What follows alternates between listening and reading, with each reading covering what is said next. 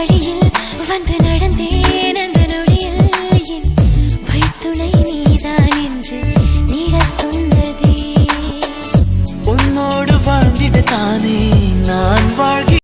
Hi guys, எல்லோரும் எப்படி இருக்கீங்க? இன்றைக்கி ஒரு ஃபுல் வீடியோ பார்க்கலாம் வாங்க. என்னென்னா இன்றைக்கி வந்து நான்வெஜ் எடுத்தோம். ஸோ சமைக்கிறதுக்கு முன்னாடி லைட்டாக பசி எடுத்துருச்சு. டீ எல்லாம் குடிச்சிட்டு அதுக்கப்புறமா போய் எல்லா வேலையும் பார்ப்போம் அப்படின்னு டீயிலேருந்து ஆரம்பிச்சிட்டோம். டீ வச்சுட்டு முடித்தோன்னா அதுக்கப்புறம் பார்த்திங்கன்னா டீ எல்லாம் குடிச்சிட்டு அப்படியே ஆளுக்கு ஒரு வேலையாக பார்க்கலாம் அப்படின்னு ரெடி ஆகிட்டோம்.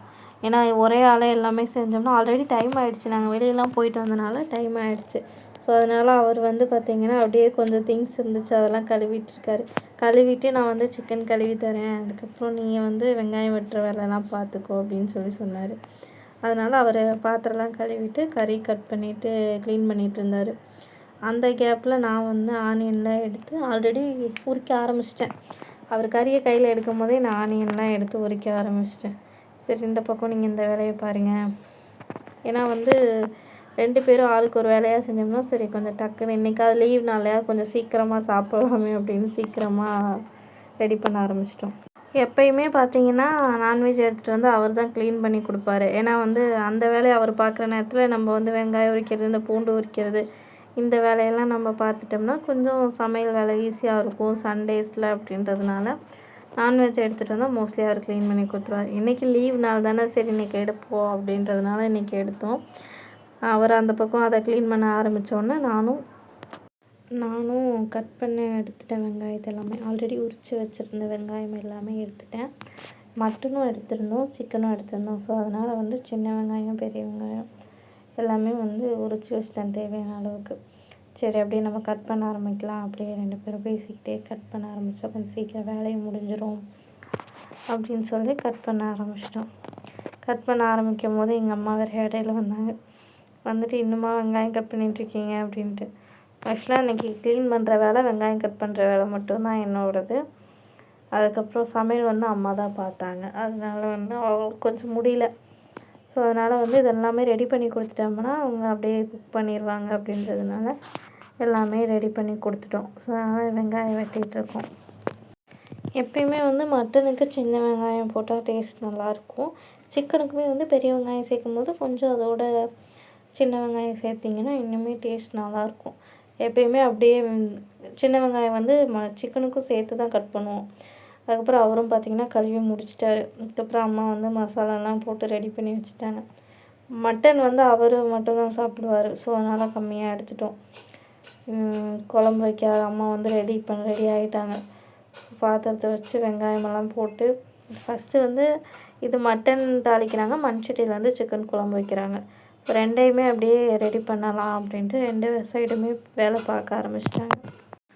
2க்கும் சேர்த்து தான் ஒன்றா வெங்காயம் கட் பண்ணி வச்சுருக்கேன். ஸோ அதனால் இதில் கொஞ்சம் அதில் கொஞ்சம் அப்படின்னு மாற்றி போட்டு வேலை செய்ய ஆரம்பிச்சிட்டாங்க. லெமன் எல்லாம் எதுக்கு எடுத்து வச்சுருக்காங்கன்னு எப்படியோ ஒரு கொஷின் வரும். அது எதுக்காகனா வந்து சிக்கனுக்கு வந்து எப்பயுமே லைட்டாக லெமன் சேர்த்து தான் சமைப்பாங்க அம்மா. லாஸ்ட்டாக ஃபைனலில் லைட்டாக லெமன் சேர்ப்பாங்க.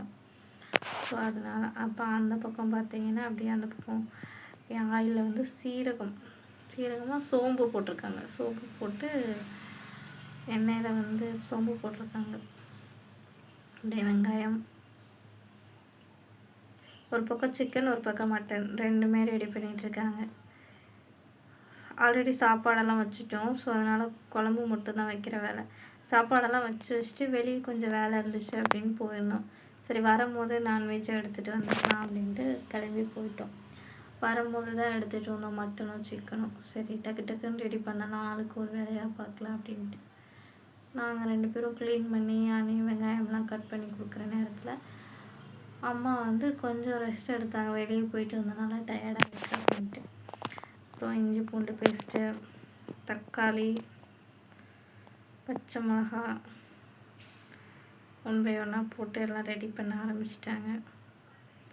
நல்லா வதக்கணும். எங்கள் அம்மாவுக்கு வந்து வெங்காயம் அந்த சொதன்னு இருக்கவே கூடாது. வெங்காயம் நல்லா வதக்கணும். மட்டன் மசாலா, மிளகாத்தூள், மல்லித்தூள்,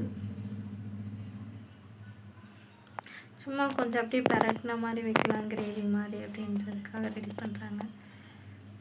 கம்மியாக தான் எடுத்துகிட்டு வந்தோம், 1/4 கிலோ தான் எடுத்துகிட்டு வந்தோம். ஸோ அவருக்கு மட்டும் அதனால் மட்டன் அளவாக செஞ்சுக்கலாம் அப்படின்றதுனால கிரேவி மாதிரி ரெடி பண்ணுறதுக்கு மசாலாவில் ஆல்ரெடி பெரட்டி வச்சுட்டாங்க.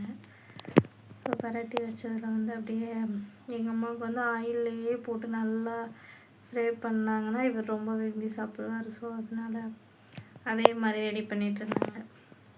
அடுத்து சிக்கன், நம்ம ஃபேவரெட். எனக்கும் அம்மாவுக்கும் சிக்கன், அப்பாவுக்கு எல்லாருக்கும். இவருக்கு மட்டும் மட்டன். அப்பாவும் மட்டன் சாப்பிடுவார், ஆனால் அதிகமாக சாப்பிட மாட்டார். அதனால் சிக்கன் மட்டும் கொஞ்சம் அதிகமாக எடுத்துகிட்டு வந்துட்டோம். அப்படியே சிக்கனுக்கும் மிளகாத்தூள், மல்லித்தூள், சிக்கன் மசாலா, பெப்பரு, சால்ட்டு, மஞ்சத்தூள் எல்லாமே போட ஆரம்பிச்சிட்டாங்க. ஒன்றா போட்டு நல்லா மிக்ஸ் பண்ணி கிரேவி மாதிரி தான். சிக்கனும் வந்து குழம்பு மாதிரி வைக்காமல் கிரேவி மாதிரி தான் வைக்கிறாங்க. ஸோ தயிர் எப்பயுமே சிக்கன் மட்டன் எது செஞ்சாலும் தயிர் லைட்டாக ஆட் பண்ணிடுவோம். அதனால் தயிர். இன்றைக்கி உங்கள் வீட்டிலலாம் என்ன சமையல், என்ன லஞ்ச் அப்படின்றது மறக்காமல் கமெண்ட் பண்ணுங்கள். எங்கள் சேனலை தொடர்ந்து பார்த்துட்ருக்கோங்க எல்லாருக்கும் ரொம்ப ரொம்ப ரொம்ப தேங்க்யூ. புதுசாக சப்ஸ்கிரைப் பண்ணுறவங்க, ஆல்ரெடி பண்ணவங்க எல்லாருமே வந்து எங்கள் சேனலுக்கு கொடுத்துருக்க சப்போர்ட் அண்ட் லவ் வந்து ரொம்ப வந்து தேங்க்யூ தான் சொல்லணும். வேறு என்ன பண்ணுறது? ஏன்னா வந்து எப்படி ஆரம்பிக்கிறதுனே தெரியாமல் ஒரு சேனலை ஆரம்பித்து அதில் வந்து இப்போ எங்களுக்கு 1000க்கு மேலே சப்ஸ்கிரைபர் வந்திருக்கு. அதனால் ரொம்ப சந்தோஷமாக இருக்குது. இதே மாதிரி இன்னும் எங்களுக்கு முழு முயற்சியோட ஆதரவு கொடுங்க. எப்போயும் எங்கள் சேனலை இதே மாதிரி சப்போர்ட் பண்ணுங்கள். தேங்க்யூ ஃபார் வாட்சிங். Keep supporting. Love you all. Thank you.